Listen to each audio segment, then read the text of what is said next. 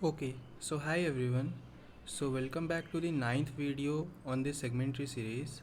So today in this video we will be discussing this problem from yesterday's Leetcode Biweekly contest, and it was the last problem and it goes by the name shortest path in a weighted tree.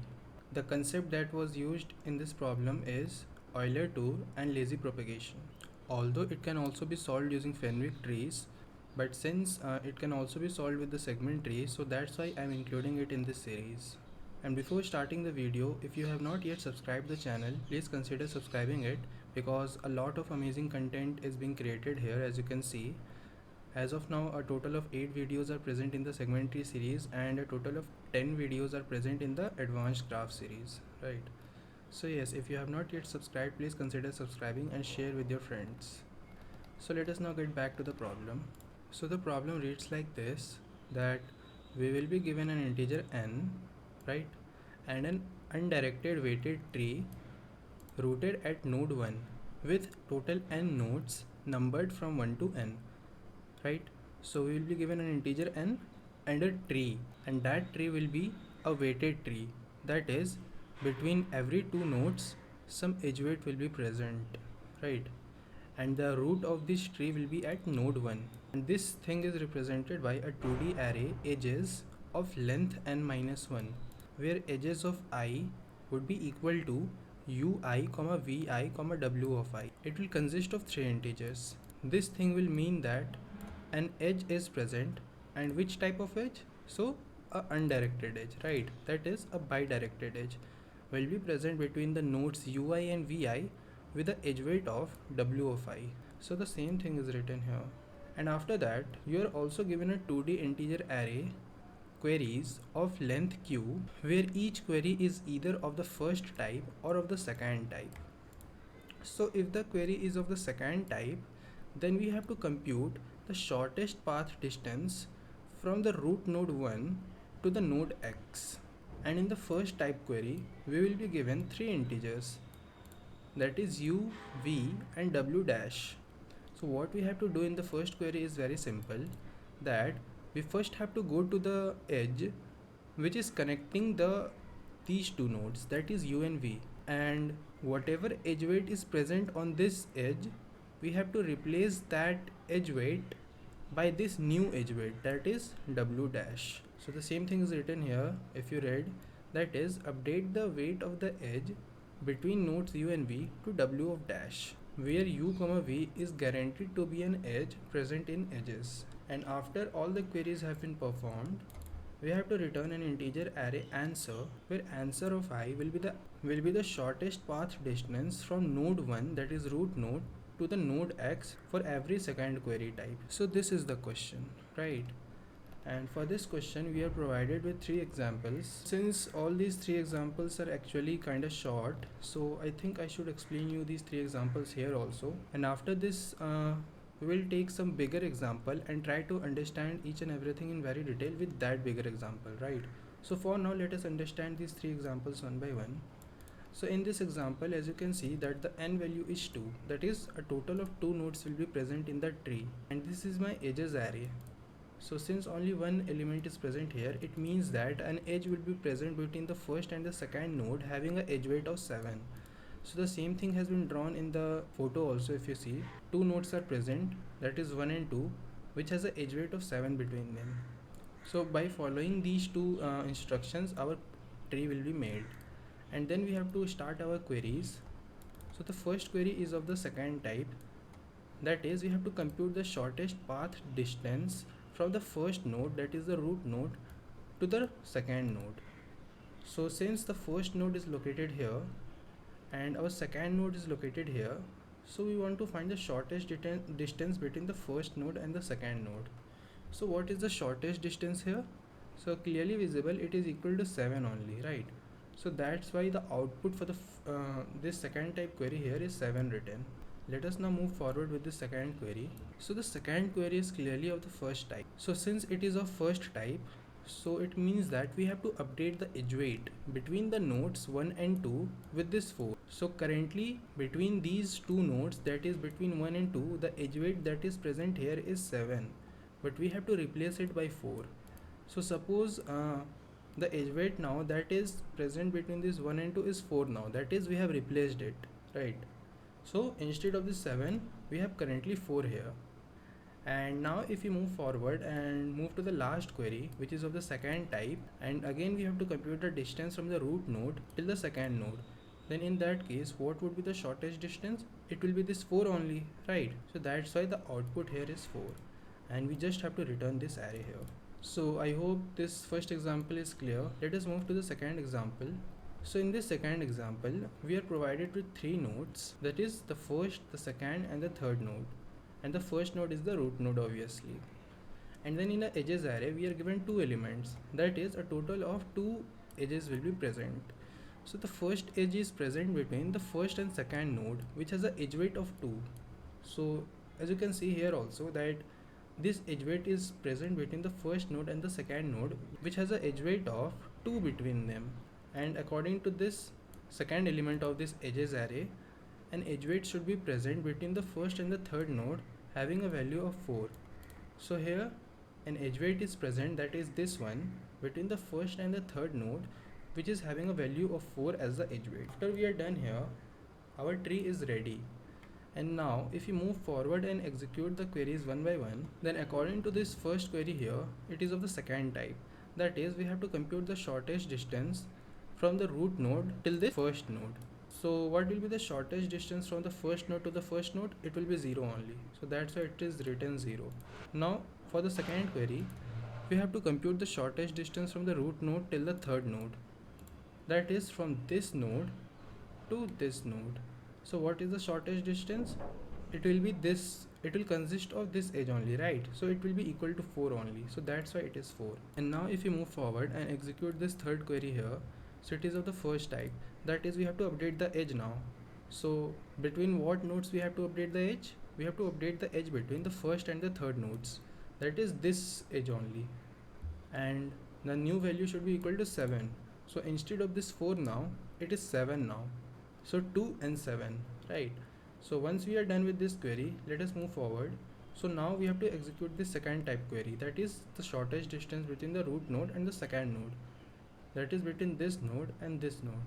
So since only this edge weight is present, which is having a value of 2, so the answer for this will be 2, so that's why it is written 2 here. And now let us execute the last type of query. So now we want to compute the shortest distance from the root node till the third node, that is between this and this node. So since it only consists of one edge weight here, which is now having a value of 7 if you remember, right?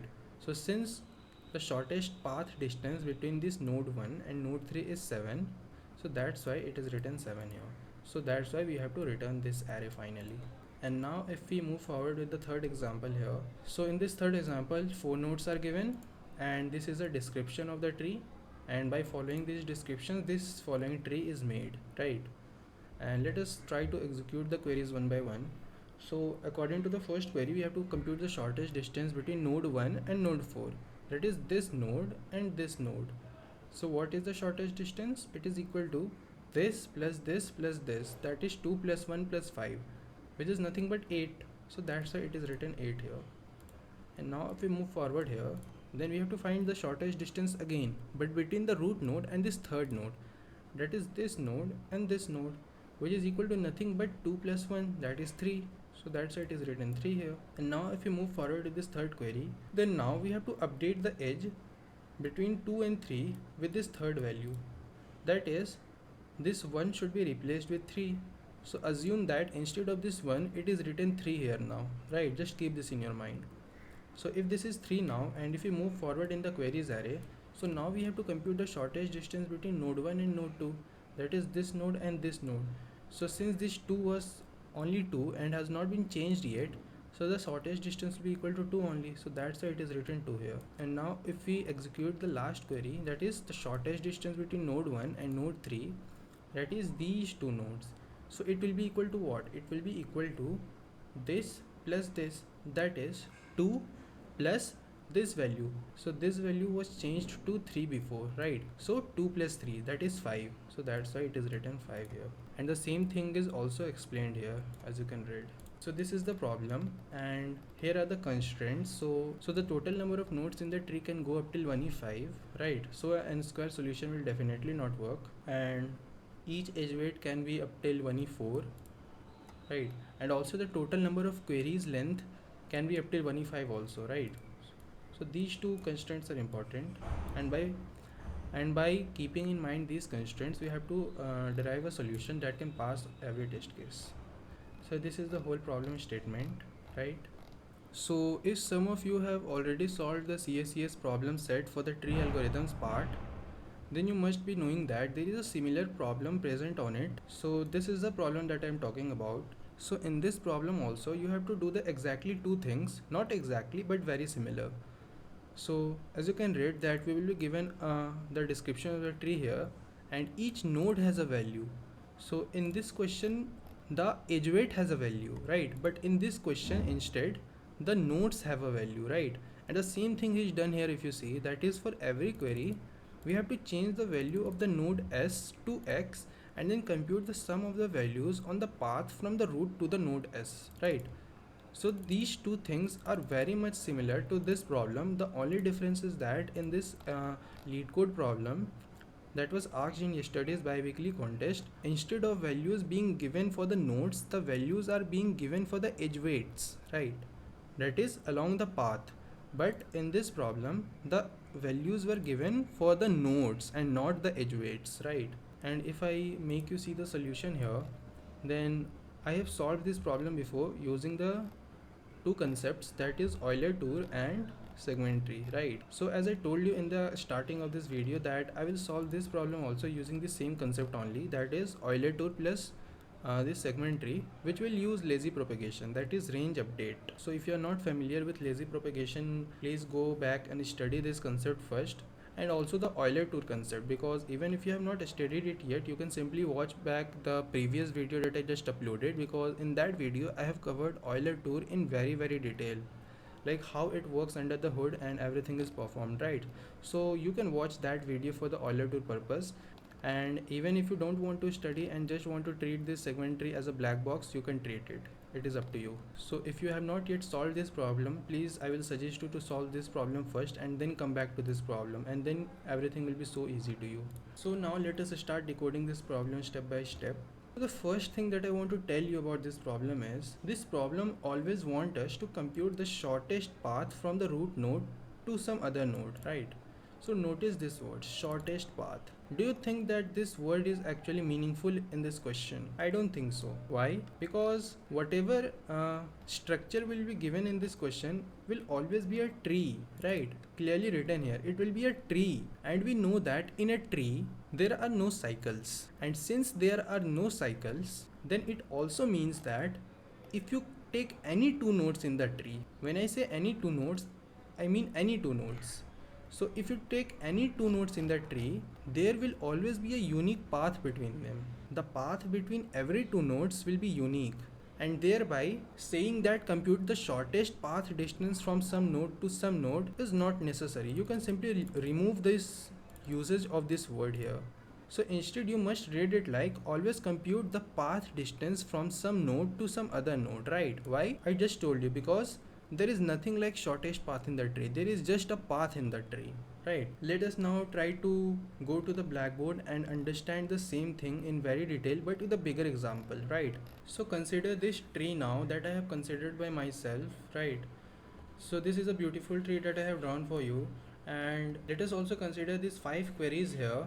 So this is my first query, this is the second query, this is the third query, this is the fourth query, and this is the fifth query. And also since the second query is coming 3 times, so it means that the expected output should consist of 3 integers. So as I told you in the beginning of this video that I will be using Euler tour concept in this video also. In the first place, we need to verify and find why we need Euler tour actually in this problem.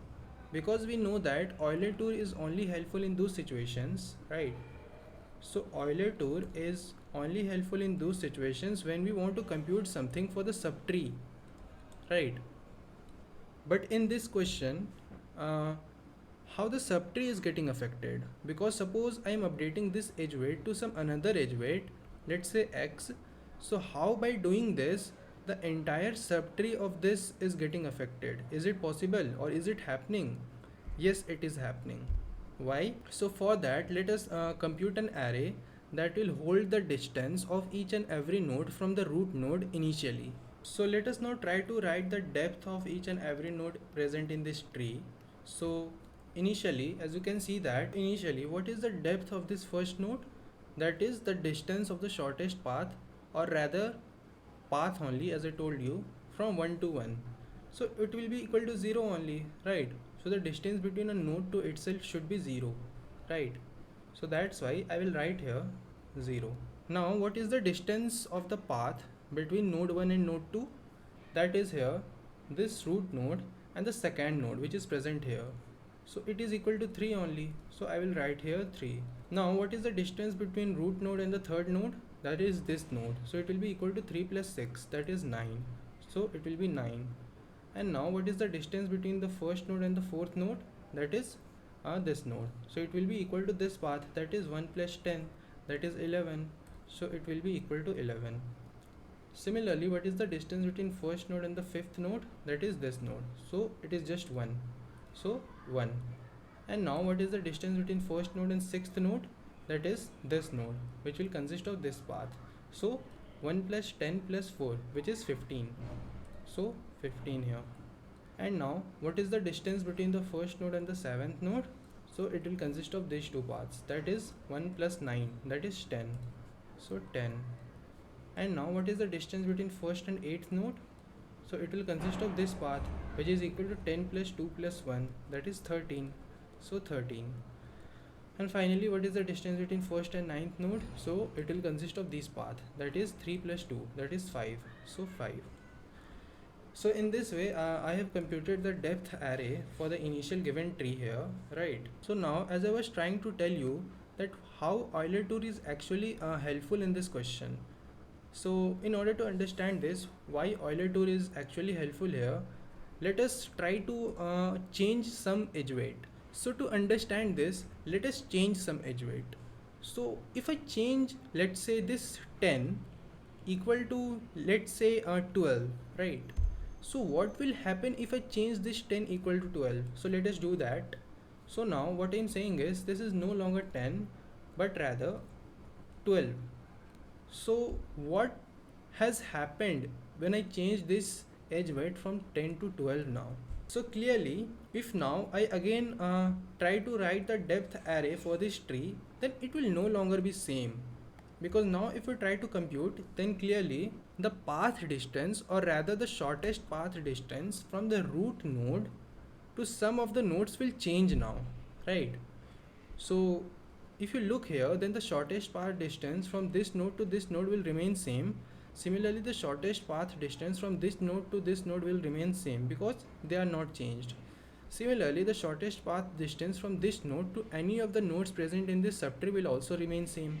But if now you try to calculate the shortest path distance from this root node to any of the node present in this subtree, then it will no longer match here. So you can see also that, because now if I try to calculate the shortest path between 1 and 4 and then 1 and 6 and then 1 and 8, then let's see what happens. The edge weights that I'm talking about now is this fourth node, this sixth node and this eighth node. Let us compute them one by one again.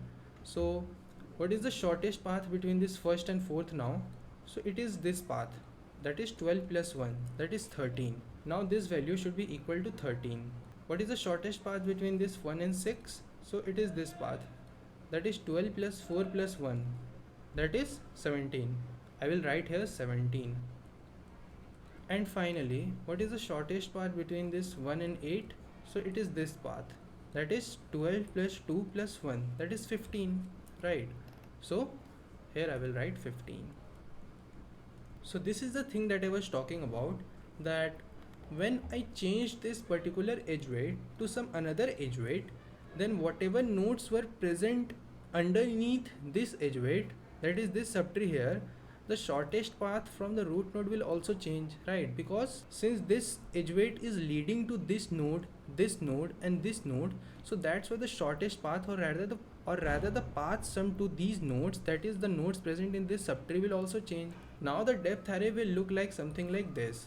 So it will be same for these parts, but it will now change for these three. So that's why, since the subtree is getting affected here, right? So the subtree is getting affected by changing some edge weight, and since the subtree is getting affected, that's why Euler tour can be helpful in this case. So that's why you should think of using Euler tour here. So this was the first thing that I wanted to talk about. So let me revert the tree back to its original state. So this was our original tree and this was my original depth array, right? Since Euler tour can be helpful here, as we just saw, because the subtree is getting affected after changing some edge weight, so let us now try to do an Euler DFS for this subtree in order to calculate what? So we know that from the previous video that using an Euler tour we compute few of the things. So the first thing, important thing that we calculate is the end time array.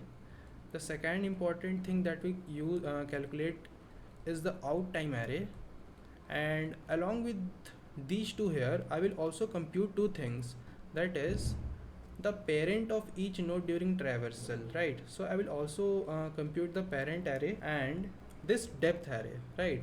Suppose now we have started our Euler DFS here, and now I want to fill these four arrays, that is the depth array, the end time array, the out time array and the parent array. And if you remember also, then we also used to store the node values twice in an array like Euler tour array, as we did in the previous problem. But in this problem we don't need to use this array or to store this array, and you will soon realize after we finish this DFS call that why we don't need that array anymore in this problem, right? So till that point let us fill these arrays first, right? Now we have started from the root node. We know that we first travel the left part and then the right part, right? And also our timer value initially is equal to 1, right? So at t equal to 1 we are present here, that is on the root node. So I can say that the in time for the first node will be equal to 1, right? And now the timer will increase to 2 and I will move to the left part, that is on this node. So now at t equal to 2 I am standing on the fifth node, so that's why I will write in time for the fifth node here equal to 2. Now I will move again to the left part and I will be standing at this node, that is seventh node. So I can say that for the seventh node here the in time value will be equal to 3. And now since I am leaving this node permanently and I will not come back to this part, so I can say that in the out time array for the seventh node this will be equal to 4. And now as I have explored this left part completely, I will move to this right part, and now I will enter this fourth node for the first time. So since I am entering this fourth node here, so I have to fill this element, so it will be equal to 5, right? And now I will move to the left part, that is 6. So I have to fill the in time and the out time for the 6 now. So the in time for this 6 will be equal to 6 and the out time for this 6 will be equal to 7. And why this is happening? Because timer value is increasing every time by 1, right? And now as I have explored this part, I want to move this part, that is on the 8th node. So on the 8th node again, since this is a leaf node, it means that I have to fill the in time and out time both. So what will be the in time now? So it will be equal to 8 and the out time for this 8 will be equal to 9, right? So in this way now I have explored both these parts, and now I am again standing on this fourth node and I want to leave this fourth node. So it means that I want to fill the out time for this 4 now.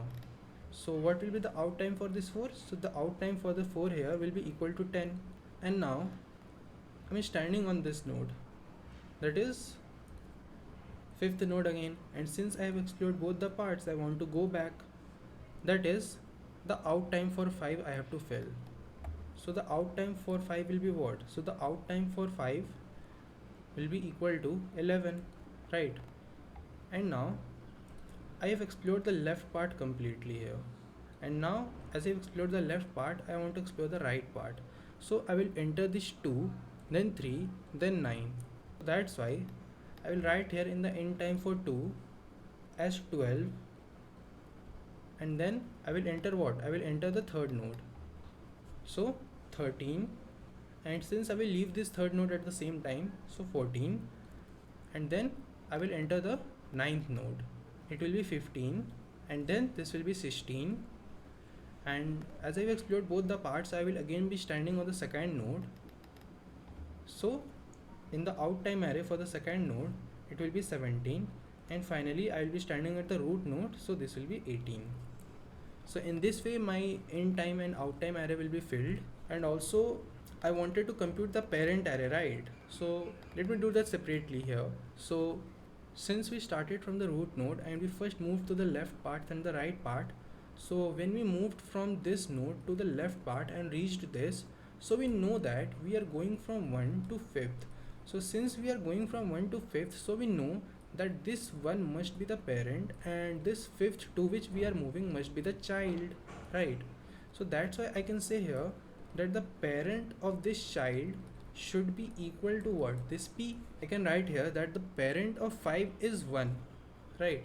So the parent of 5 will be 1. Similarly, the parent of this 7 will be this 5, parent of this 7 will be this 5, and then the parent of this 4 will be 5, parent of 4 will be 5, and then the parent of 6 will be 4. So the parent of 6 will be 4, and also the parent of this 8, that is the sibling of this 6, will also be 4. So the parent of 8 is 4, that is this. And once we are done here, we will now move to the right part. So in this right part, the parent of 2 will be 1, so the parent of 2 will be 1, and then the parent of both 3 and 9 will be 2. So the parent of both 3 and 9 will be 2. And since everything is filled now in this parent array except this first node, because the first node is a root node, so it doesn't have any parent. So we will arbitrarily fill this, let's say with a value, say -1. So in this way we will be computing all these 4 arrays here, that is the depth array, in time array, out time array, and parent array. And note that this in time array, this parent array, and this depth array will be calculated before the DFS call, right? So these 3 arrays will be calculated before the DFS call, and then I will do the DFS call here, and then here the out time array will be calculated. So after doing this Euler tour, we know that we declare a segment tree, and in that segment tree we used to pass some array, right?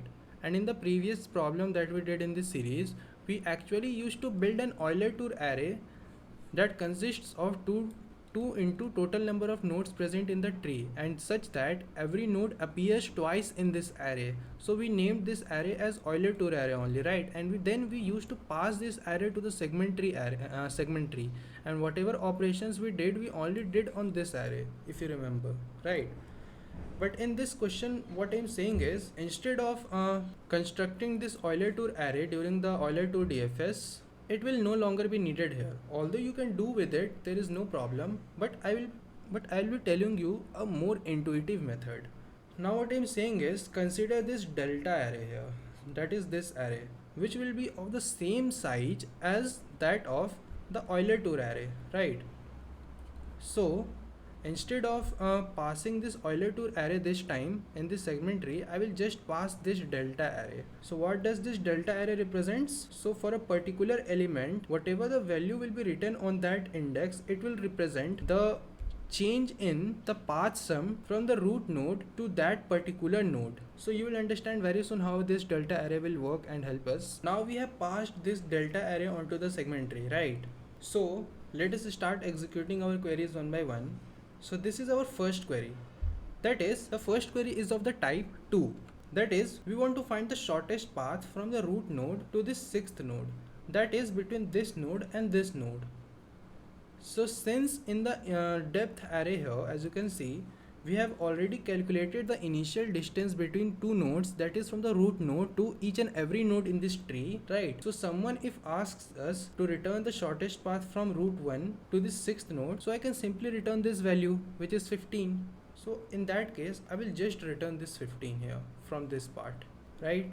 Okay, so once we are done with this query, let us now move to the next query. So in the second query, it is of the first type. That is, we now want to update the edge weight present between 4 and 5th node with this 13 value. That is, this edge weight from 10 to 13. So what will happen? So it will now become equal to 13, right? So as I told you that before, that whenever I will update some edge weight, whatever the subtree is present below it, the values that are present in the depth array for those nodes will change now, right? Because since this value has been changed, so the shortest path distance from the root node to these nodes will also change now in this array. In this query, we wanted to change the edge weight between this 4 and 5. By using this parent array here, that is this array, we will be able to determine that out of this 4 and 5, which one of them is parent and which one of them is child, right? By using that parent array, we will be able to determine easily that this 4 here is the child and this 5 here is the parent, right?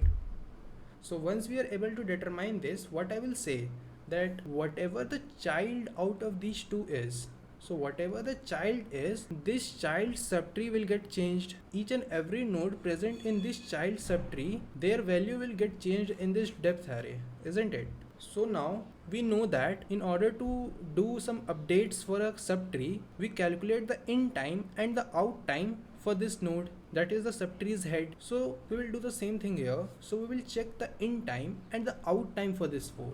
So what is the in time for this 4? So it is here, which is equal to 5. And what is the out time for this 4?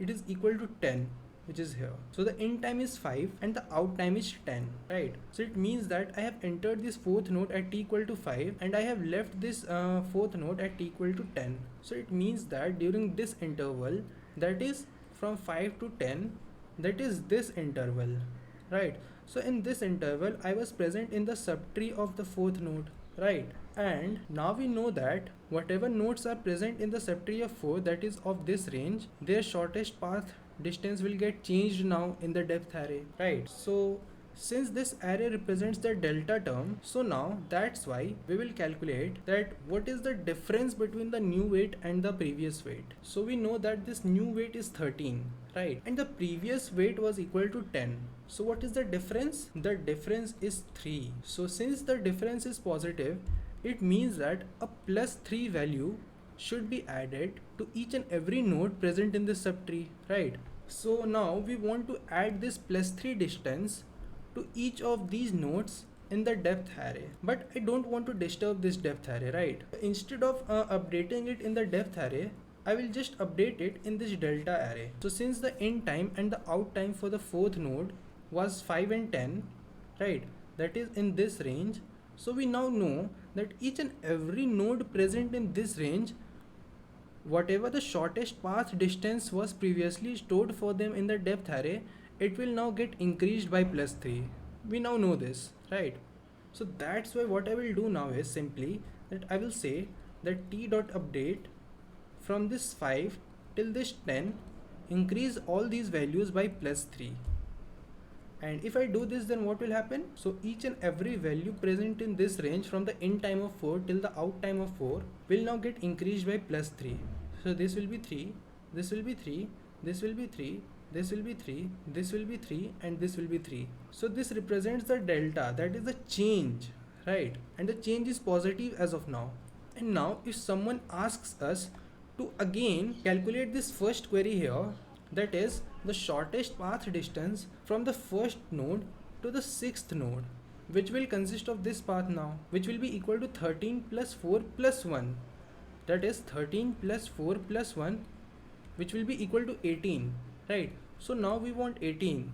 And how can we return this 18 now? The new shortest path distance from between this first node and the 6th node should now be equal to the original distance present in this depth array, which was 15 plus the value present in this delta array, which is 3, so 18.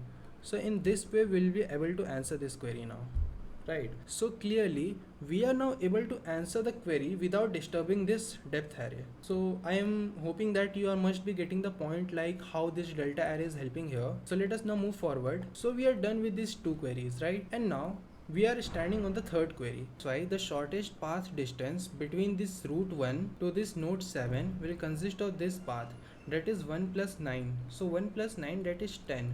So the answer should be 10. So I will do the same thing here, that we will first go to this depth array and see the value, that is the initial value stored for the 7th node. so it is equal to 10. So our answer will be 10 plus, and now we want to check if there are any deltas present for the 7th node. So that's why I will now check the in time and the out time for the 7th node. So the in time and the out time for the 7th node is 3 and 4 respectively, right? So what we can do now is we can either go to the 3rd index or we can either go to the 4th index in this delta array. So if I go here, then clearly for both of these indexes, that is 3 and 4, it is equal to 0. Since the delta is 0, so it means that the shortest path distance between the root node 1 and this 7th node are still the same. It has not been changed yet, and it is true also, because as of now we have only changed this, and that's why the shortest path between the root node and these much nodes have only changed. So that's why this will be 10 plus. We can take any one of them, like we can take either this 0 or we can take either this 0, right? Because this will be same only, because they will only exist in pair and they will always be same. So that's why if I take the end time here, then it will be 0. So 10 plus 0, that is 10. So that's why I can say that the answer for this query here should be 10, which is this. So in this way we are done with these two and also the 3rd query. I hope you are getting the points. So now if I move to the 4th query here, then it wants us to update the edge weight between 1 and 2 to 2, that is this 3 to 2. So if I update this 3 to 2, then what will happen? So this 3 will now become equal to 2. So this is 2, and if I do this, then the shortest path distance from the root node to each and every node in the left part of this subtree will remain same, right? It will not change. But because I have updated this 3 to 2, it means that the shortest path distance whatever was present earlier between this 1 to 2 or between this 1 to 3 or between this 1 to 9 will change now. So that's why the delta will change now. Using the parent array, we will be able to determine that whatever the child between this 1 and 2 is. So we will be able to determine that out of this 1 and 2, this 2 is my child. And since my 2 is the child, I will compute the in time and the out time for this 2. So the in time and the out time for 2 is what? So it is 12 and 17. So it means that I have to now execute the range update in this range, that is from 12 to 17. So currently it is 0, right? And now we know that the new value is 2, right? See here, the new value here is 2 and the old value here was 3. So the difference is what? So the difference is -1. That is, the delta is -1. It means that whatever values were present for these nodes, it has to be decreased by 1 now for each one of them. And it is true, because the edge weight that I have changed was from 3 to 2, that is I have decreased it by 1. So whatever the shortest path was present between this 1 to each and every one of these nodes should also decrease by 1, which is evident from this delta also, that is 2 minus 3, that is the new value minus old value, which is -1. So that's why what I will say here now is I will go to the in time and the out time of these two, which we saw here was this 12 and 17, that is in this range, and I will update each and every value present in this range by -1, that is I will increase by -1. So now that's why instead of these zeros will be equal to -1, right? And suppose after just performing this query, someone asks us to compute the shortest path distance from this first node to this 3rd node, then what will you answer? So now you know that you have to answer what? You have to answer the initial value present in this depth array for this 3rd node, which was 9 here. So 9, that is the initial value, plus whatever the delta is present for this 3rd node. So what is the delta for this 3rd? So you can take either the in time or the out time for this 3rd node. So the in time for this 3rd node is 13 and the out time for this 3rd node is 14, right? So you can take any one of them and the values for both of them will be same in this delta array. Since in this 13 and 14 the value is -1, so if I take any one of them, let's say I take the in time every time, so in time is -1, that is the delta value present for this 13 is -1, right? The new shortest path distance from this 1th node to this 3rd node should now be equal to 9 plus whatever the delta is present for this 3rd node. So 9 minus 1, 8. And if you also calculate this distance now, then it is equal to nothing but 2 plus 6, that is 8. That's why this delta array is very helpful here, just like the Euler tour array, right? And once we are done with this, let us now try to execute the last query. So this is our last query here. That is, we want to compute the shortest path distance from the first node to the 8th node. That is this path, right? So we now know that how we will answer this query, that is of the second type. So whatever the initial value was present in this depth array, so for the 8th node it is equal to 13. So initially the shortest path distance from the 1 to the 8 was 13, but because some edge weights have been changed in between the queries, which was here, right? So because of this change here, some delta have been introduced to each and every node present in this subtree, and that delta value was written in the in time or the out time for each one of these nodes in the delta array, right? So that's why now we will check in the in time or the out time for this 8 in the delta array. So what is the in time for this 8? It is equal to 8 only, and the out time for this 8 equal to 9. So if we go to the either the 8th or the 9th index here, that is either this or this, then it will be same. So if I take any one of them, let's say I take the end time one, so end time of 8 is equal to what? It is 3, which is a plus 3, right? So it means that whatever depth was present initially for this 8th node, an additional plus 3 has been introduced. And it is true also here if you see, because earlier it was 10, but after it was plus 3 introduced, so that it turned to 13, and that's why a plus 3 distance was introduced to each one of these nodes. So that's why a plus 3 here. So 13 plus 3 is 16, and that's why the output for this query was 16 only. And in this way we are done with the last query. So now I am very sure that you must have understood how this depth array is working here, how this end time array is working here, how this out time array is working here. So what is the function of this end time and out time? Its function is just to give the indexes in this delta array, right? And what is the use of this parent array here? That whenever we will be given a query of first type, then we want to determine out of these two given values that what is the parent and what is the child, because then only whenever we are able to determine the child, we want to update the range update in that child subtree only, right? So that's why this parent array is useful here. And in order to answer any query of the second type, what we are doing, we are just taking the initial value from this depth array plus whatever the change has been introduced to that particular node from this delta array, and by taking the summation of these two, we are getting the final value that should be present on this node. That is the shortest path from the root node to that particular node. And this is how we are getting it every time, and this is how the expected output is also coming.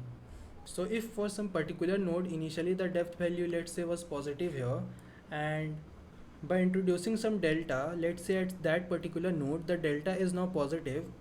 So, and we also saw that this delta value for that particular node can either be a positive value or it can either be a negative value, right? That is, whatever the shortest path initially was present, let's say x, so this x can either decrease or this x can either increase, and this increase and decrease change is just being utilized using this delta array only. That is, the new value is equal to the old value plus this delta. So this delta can either be positive or negative, which is being utilized by this array, and thus we are getting the new value every time. And in this way we don't need to even disturb this depth array. So this was the whole concept regarding this question here. So now if I write the code flow, then it would be something like, so this will be the structure of my code flow. So first we will store the given information in an adjacency list, right? And once we are done with this, we will call our Euler2DFS, and this will compute our end time array, out time array, depth array, and the parent array. And once we are done with these two steps, after this we will initialize our segment tree in order to build the delta array. And once we are done with this, we will start iterating through the given queries. So if the query is of the second type, then it means that we have to compute the shortest path, and we just saw that it will be equal to the initial depth, that is the initial shortest path from the root node till this particular node x, plus whatever the delta value has been introduced for that particular node, right? And this delta value for this particular node can be obtained using this query, that is t.query from the in time of x to the in time of x, or t.query from out time of x to the out time of x. So both will give you the same answer, and the summation of these two values will give you the actual value that should be present for that particular node. And if this is not the case, that is this else case, that is the query is of the first type. So now we want to update the edge weight value, and if we update the edge weight value, then we saw that the subtree's values was getting affected, right? So here we will given u and v, and out of this u and v we will determine which one of them is child, and then we will compute the in time of this child and the out time of this child, and in that particular range we will introduce this delta here, that is a change in the shortest path sum from the root node to those particular nodes present in the subtree of this child, right? And this change will be equal to nothing but the new value minus old value, and we will compute this old value using the map structure, right? So during the creation of adjacency list only, we will also store the edge weights of along with this u and v in this map, so that we can retrieve it later on. So this is just a pseudocode here, and now I think it would be very better for us if we actually move to the coding part and actually code this up quickly. So let me declare all of these arrays one by one here first. So first I want to declare the adjacency list. So, and since I will be storing a pair in this adjacency list, so it will be a pair of int comma int, right? Name it as adj, and we know that the maximum number of nodes that can be present here is 1e5, so it will be maximum of this size only. And similarly, let us also declare the end time, out time and other arrays, so they will be vector of end only, right? So in time, and then out time array, and then depth array, and then the parent array, like this. And let me also initialize the timer with 1. And as I told you that in order to retrieve the old value of the edge weight later on during the first query type, we will use a map data structure. So for that purpose, I will declare a map here. That is, for a particular u comma v, I will be storing the edge weight here. So once we are done with this, let us now try to write this function. Now, as I told you that first we will create the adjacency list. So for that, we have to iterate through the given edges, right? So this, and we know that this it is a vector. So my u will be what? My u will be it of this 0. My v will be what? My v will be it of this 1. And my edge weight will be what? That is the initial edge weight. It will be it of 2. So I want to direct a edge, that is adjacency list of u dot push back a pair, that is v comma w, like this. Similarly, I also want to direct an edge from this v to this u, that is u comma w. And along with doing this, I also want to store the same thing in this map so that it can be used later. So I will say here that, and I will store it in a particular fashion so that it can be retrieved easily. So I will say here that this mp of some pair, it will consist of some integer, right? And that integer will be nothing but the weight only, that is this wt. So what will be the first integer in this pair? So let's say it will be the minimum of u comma v. So by writing this minimum of u comma v here and this maximum of u comma v here, this will be unique, right? And whenever I will try to retrieve this value here, that is mp of minimum of u comma v comma maximum of u comma v, it will always give me this weight. So that's why it is helpful to write it like this. And once it is written, let us start performing our Euler tool. So I will start from timer equal to 1, right? And let us write our function here, that is the Euler DFS, and I will start from the root node, that is the first node, and initially its parent would be -1, and initially the depth will be 0. And once we have completed this Euler to DFS, I will declare my segment tree here. So let's name it as a small t, and I will not pass any array here. I will tell you why as soon as we write this function here. So let us now write this Euler DFS here. So it will be of the void type only, right? Because it will not return anything. So this is the node, this is the parent, and this is the depth, right? So now, as I told you that before the DFS call, we will store 3 things. That is, first I will say here that the end time for this node will be equal to what? It will be equal to timer and then plus plus, because every time the timer value will get increased by 1. Similarly, the parent of this node will be equal to what? It will be equal to this p. And also we want to compute the initial distances, which will be stored in this depth array, as we just saw in the explanation. So that's why this depth of this node will be equal to what? It will be equal to this d. And now we will iterate through the children's, that is, so this will give me 2 things, that is, first the v, or rather the child. So this is my child here, that is this it of 1. or better say it dot first, because this is a pair, right? Because the adjacency list is a pair of int comma int. So this will be my it dot first, and the distance to reach here will be my it dot second. So I will check that if my this child here is not equal to p, because this is how we do a DFS on a tree, if you know. So if this is the case, then we will again call the same function here like this, and this time my node will be this child, the parent will be this node, and the new distance to reach this child will be equal to the initial distance plus this dist. And once this is done, that is the every child is explored. Now we are backtracking, and during backtracking we will fill our out time array. So I will say here that out time of node will be equal to timer plus plus, and I think this will be enough for this function. And once we are done with this function, let us now move forward. So as I told you that we will initialize the segment tree, but we know that if we want to initialize an array which only consists of zeros in the beginning, then we don't need to pass any array, we just need to pass the size, right? So I will just pass the size, and we know that this size here will be equal to what? It will be equal to this timer only, because if I make you see here, then after the Euler DFS has been done, the timer value will be what? The timer value will be equal to 19. That is, after this 18 it would have done plus plus, so that it would have turned 19. And since I want to utilize this 18th index, that's why I'm passing the latest timer value, that is 19, so that I can access from 0 to 18. So this. So once the segment tree has been initialized, so let me also paste the usual segment tree template here for this. So this is my standard segment tree template here for the lazy propagation, that is range update and range query. And also, since I told you that we will be initializing this segment tree array with this integer value, right? That is, initially each and every value will be equal to 0. So it also means that we don't need to call the build function. So that's why here I have erased the build function here completely. So this ARR is what? So it is nothing but our that delta array only, right? So this is nothing but the delta array only, and in this array only we will do our range query and range update operations. So once this has been done, we will iterate through the given queries, and since for each query of the second type we want to store some answer, so that's why I will store it in a, let's say, in a vector named as result, like this. So what does this id of 0 represent? So it represents the type, that is this id of 0.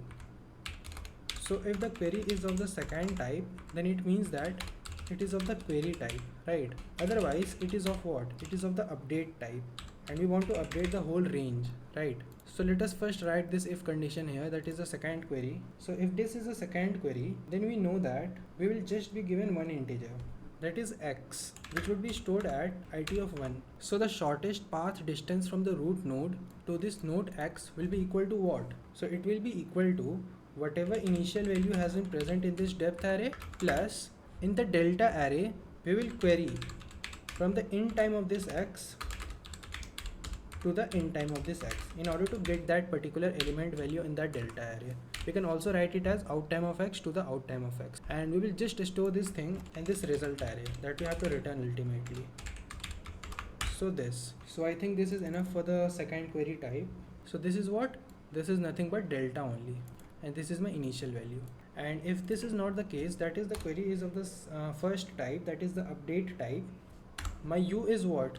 My it of 1 is this u, and this v will be it of 2, and this new weight here is it of 3, right?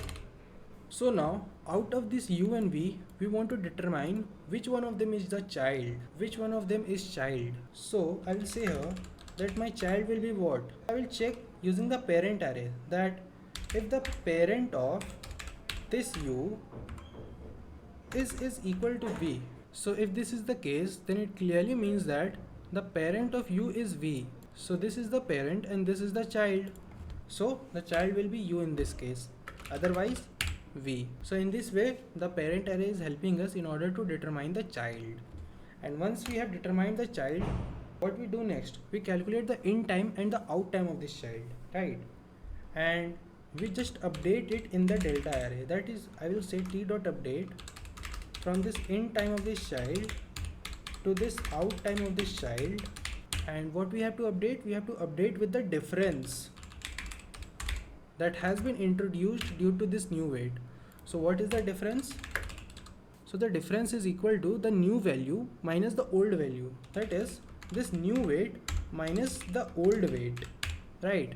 But what is this old weight actually? So I will say here that in corresponding to this u and v, what was my weight? That is the original weight, and this has been stored in a pair. So this thing has already stored us the original edge weight present between u and v in the original tree, right? And thereby I can say that the old weight will be equal to nothing but whatever has been stored in the map for this pair, that is this MP of P. So in this way we have written our weight operation also, and at last we just have to return this result array. And keep in mind that I have used long everywhere in this segment tree, and keep in mind that I have used long in this segment tree for the functions, that is the update function, query function, and the propagate function. Now I think I have written the complete code. Let's see if this is running fine or not. So there is some typo here, so this will be in time, right?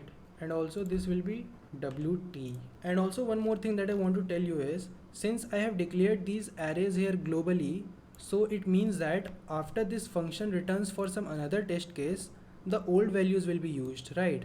But I don't want that. So that's why before the starting of this function, I will every time say what? I will just resize each and every value to its initial state. That is, so I am doing this because I have declared everything globally. If I had declared it here only, then I don't have to do this. And also make sure that once we have updated the whole range, it means that the new value correspondingly present for this pair, that is MP of P, will be this new weight only, right? So don't forget to do this, because later on if the same edge weight is again modified, then the old weight in that case will be this new weight only. So that's why we also have to update it in the map so that it can be used later on if the same edge weight is modified once again. And the bracket will be here like this and not here. So now if I run this, I think the code is right now. As you can see that the test cases are getting passed, that is the sample test cases. And now if I try to submit it, let's see if this is completely correct or not.